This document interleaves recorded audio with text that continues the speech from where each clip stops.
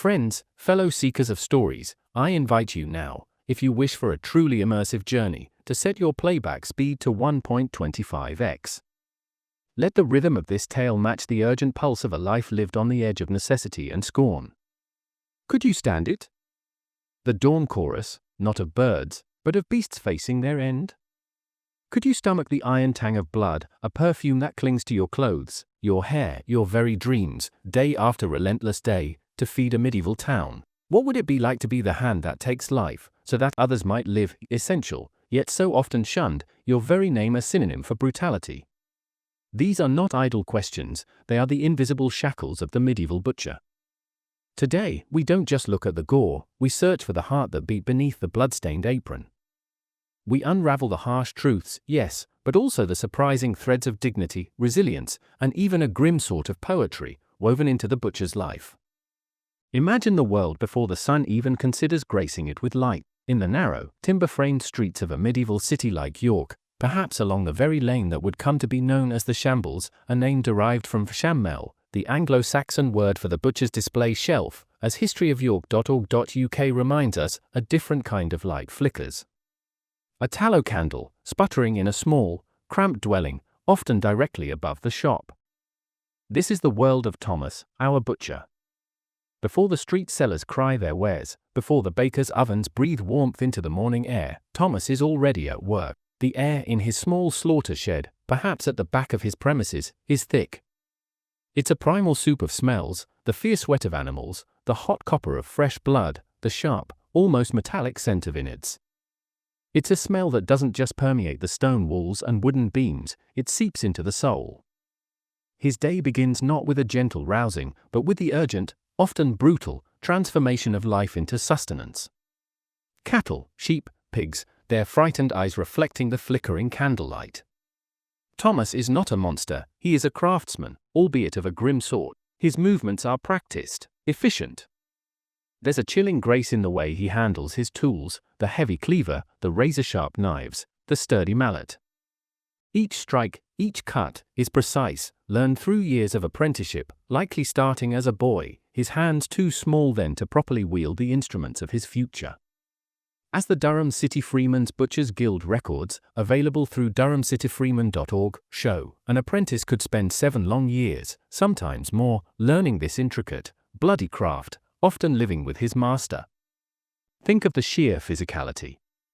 The wrestling with struggling animals, the hoisting of heavy carcasses, the constant, repetitive motions of cutting, chopping, rendering. His back aches before the sun is fully risen. His hands are perpetually stained, chapped, scarred. Small nicks and deeper gashes are his constant companions, the sting of salt in these wounds a daily baptism. This isn't just a job, it's a full-body assault, day in, day out. The kind of exhaustion that settles deep in the bones, a weariness that even a night's fitful sleep can't fully erase. And the sound.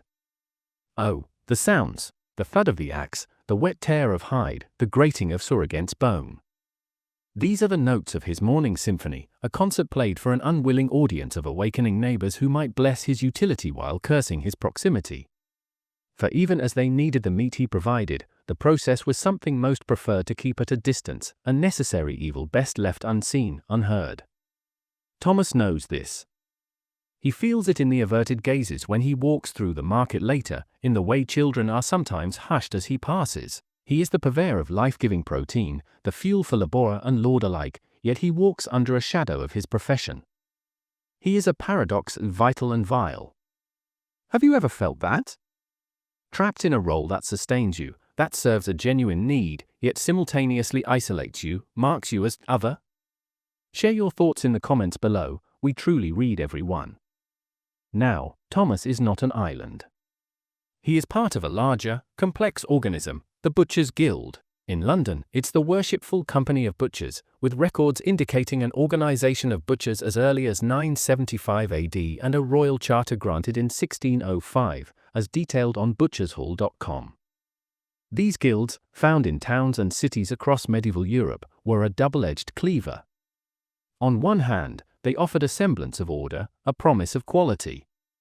They were the keepers of standards, the enforcers of the craft. As the research from the University of York might illustrate, if one were to delve into their extensive medieval studies archives, often available online, guilds set rules for apprenticeship, for the quality of meat sold, and for the prices charged.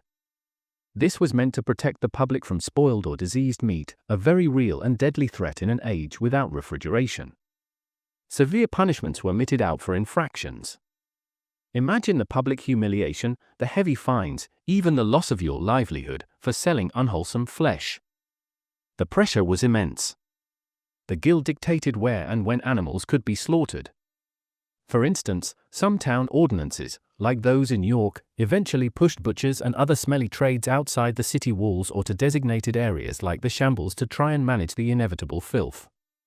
As BBC bite-size history guides explain, by 1301, King Edward I had ordered York authorities to implement regulations for city cleanliness, and by 1500, businesses like butchers were often mandated to move outside city walls. The famed shambles in York, with its raised pavements forming channels, was designed so butchers could wash away blood and offal twice a week.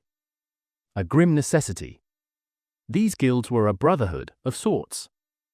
Perhaps this is where we can touch upon that sibling bond, a fraught, competitive, yet ultimately codependent family. They were your fellow craftsmen, your competitors, and your judges. They understood the unique burdens of your trade in a way no one else could. There might have been camaraderie born of shared hardship, a gruff understanding passed in knowing glances over a shared ale after a brutal market day. But there was also intense scrutiny. A brother in the guild could just as easily report you for a violation as share a drink with you.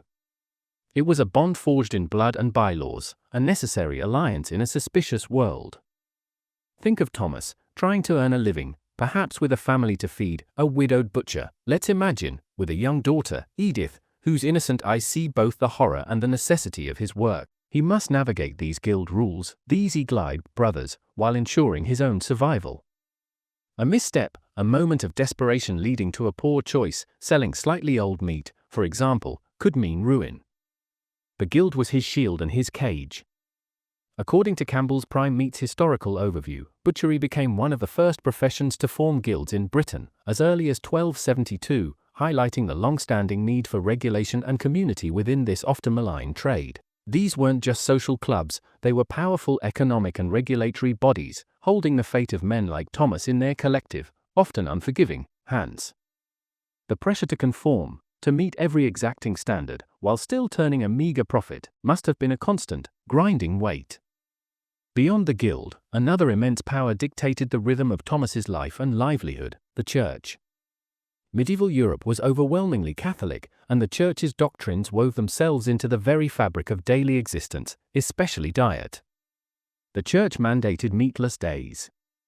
And not just a few. There was Lent, a full 40 days of fasting from meat and often animal products like eggs and cheese. As the Alimentarium Museum notes, Church prescriptions during Lent were particularly strict. Then there were the Ember Days, at the change of seasons. And, for many, Fridays were perpetually days of abstinence from meat, in memory of Christ's crucifixion.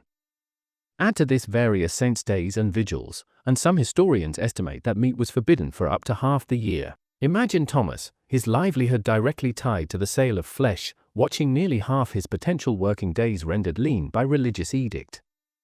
How did he survive?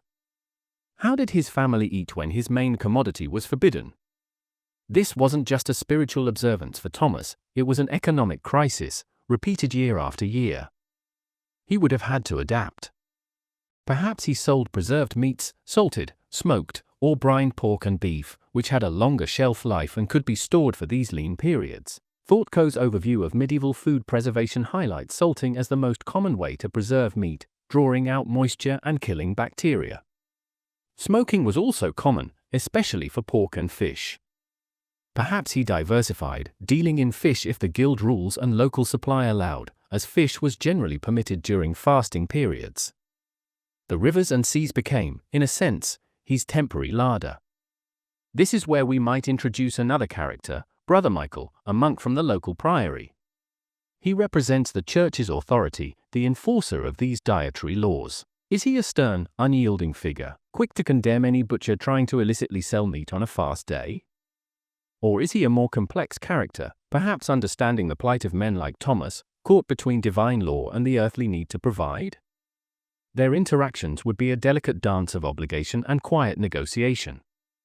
Brother Michael might visit the market, his presence a silent reminder of the rules. He might also be a customer on fat days, purchasing meat for the priory, engaging Thomas in conversation, perhaps even offering spiritual counsel that Thomas receives with a mixture of respect and private frustration. And what of the social hierarchy?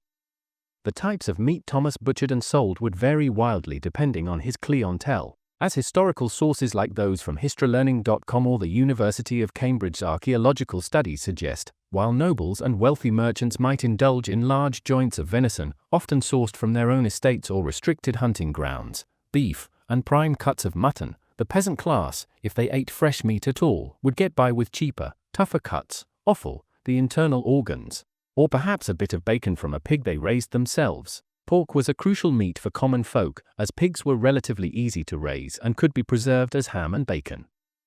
Mutton was common, but good quality mutton could be expensive.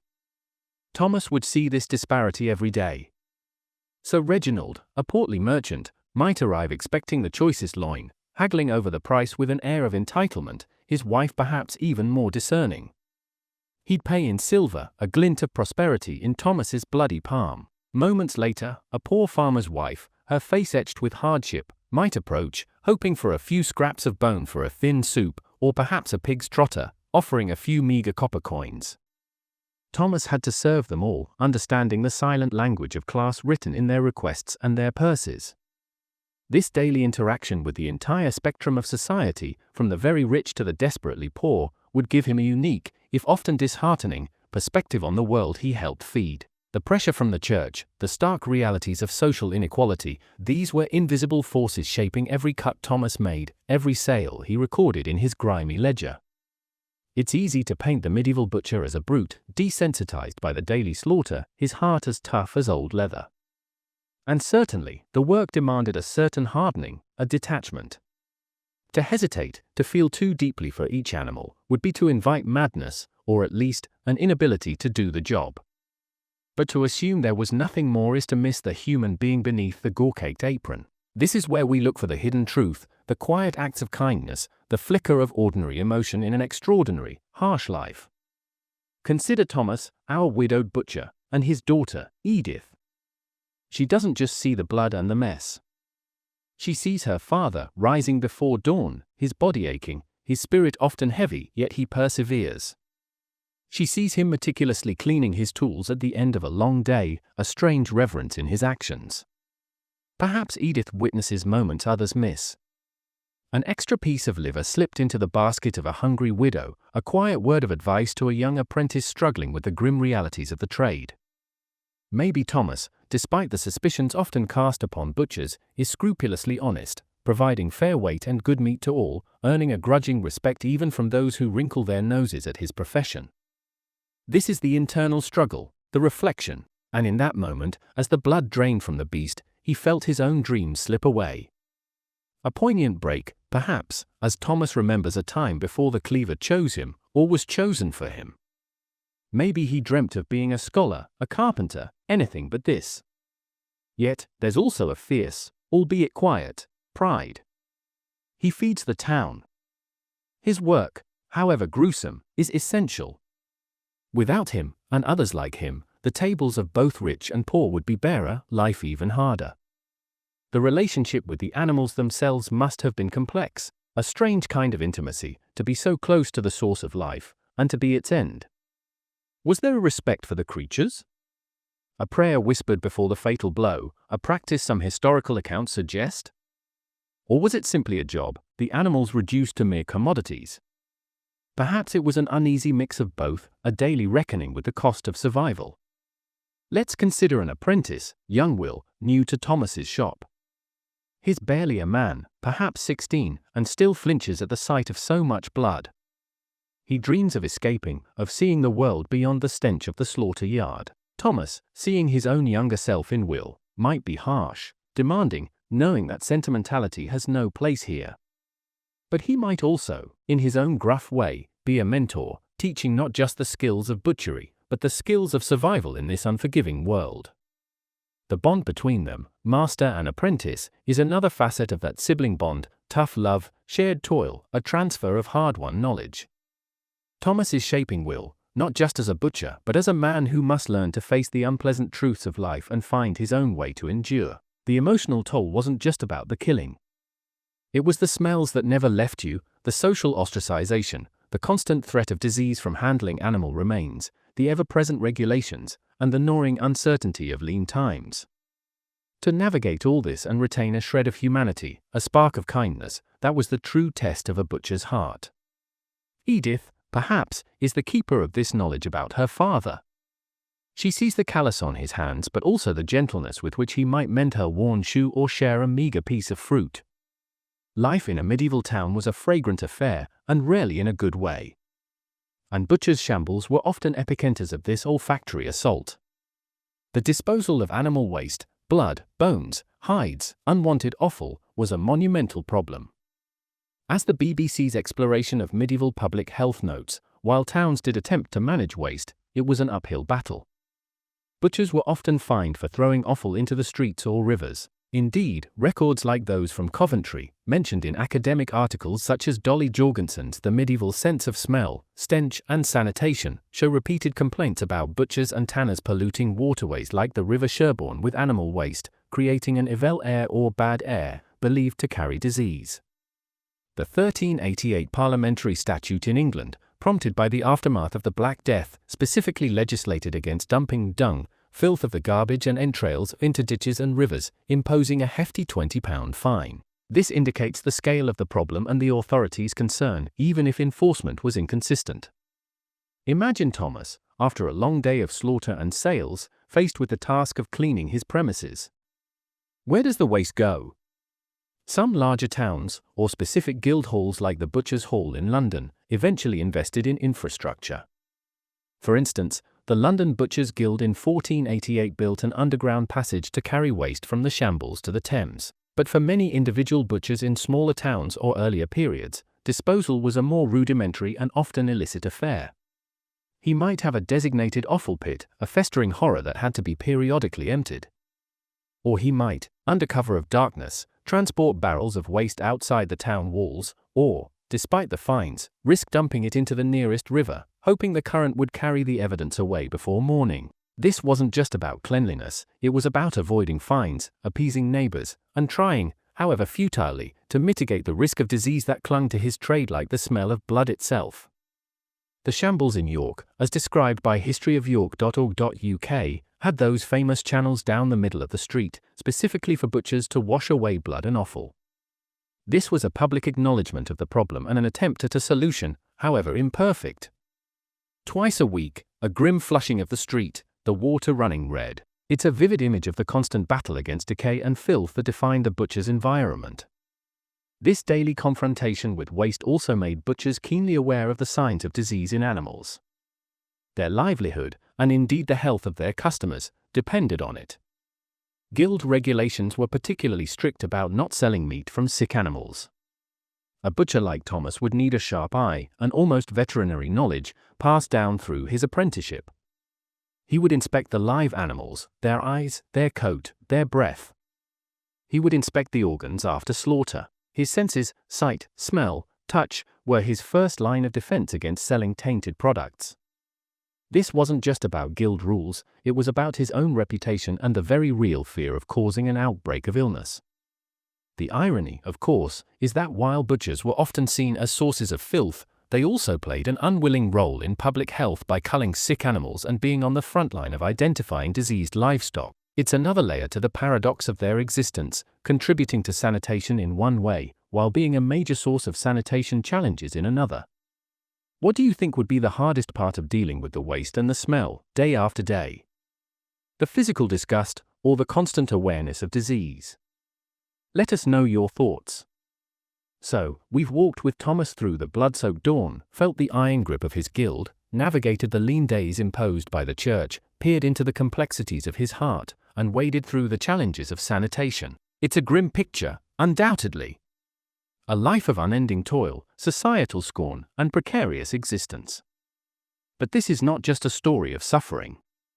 It is, profoundly, a story of resilience. The medieval butcher, for all the hardships, endured. He had to. He was a linchpin in the food chain. He developed sophisticated skills, not just in the art of cutting meat, but in preserving it, salting, smoking, pickling, creating confits by cooking meat in its own fat, as described by Thorpe. These methods were vital in an age before refrigeration, allowing communities to survive long winters and meatless religious seasons. Pork, easily preserved as ham and bacon, was a staple that butchers provided, ensuring a source of protein when fresh meat was scarce or forbidden. He adapted to the myriad regulations, the religious restrictions, the shifting demands of the market. He learned to read his customers, to negotiate with suppliers, to manage his meager profits. He faced down the disgust and the danger, day after day, and he continued to provide. This was not the resilience of a hardened warrior, perhaps, but the quieter, more stubborn resilience of an oak tree weathering endless storms. Think of the sheer tenacity required. To wake each morning to that same smell, that same brutal routine, and to find the strength to do it well, to maintain standards, to care for a family. There's a profound, if often unacknowledged, dignity in that. And let's not forget his place in the community. Despite the stigma, the butcher was a known figure. He knew the households he served, their preferences, their struggles. He was part of the intricate web of medieval society. He might be the subject of gossip, of complaint about his prices or the smell from his shop, but he was also a constant, a provider. On feast days, when the rules relaxed and the community celebrated, it was his skill that brought the roast to the table, his labor that formed a centerpiece of communal joy. Perhaps this is the hopeful payoff. That through the grit and the gore, men like Thomas carved out a life, found a way to contribute, to endure. That their children, like Edith, might see beyond the blood to the strength and perseverance of their fathers. That the community, even as it kept its distance, relied implicitly on their grim expertise. The medieval butcher was an artisan of the anatomy, a merchant of muscle and marrow. He was a chemist of preservation, a reluctant hygienist, and an unwilling social commentator. His tools were not just the cleaver and knife, but also an iron will and a stomach for the unsavory truths of survival. He lived a life on the visceral edge of existence, a life most of us can barely comprehend. He was, in many ways, the unsung, often unloved, hero of the medieval larder. His shop, with its hooks and bloody blocks, was a temple of necessity. And his legacy is not written in grand histories, but in the quiet, enduring story of how ordinary people, through extraordinary hardship, kept their communities alive.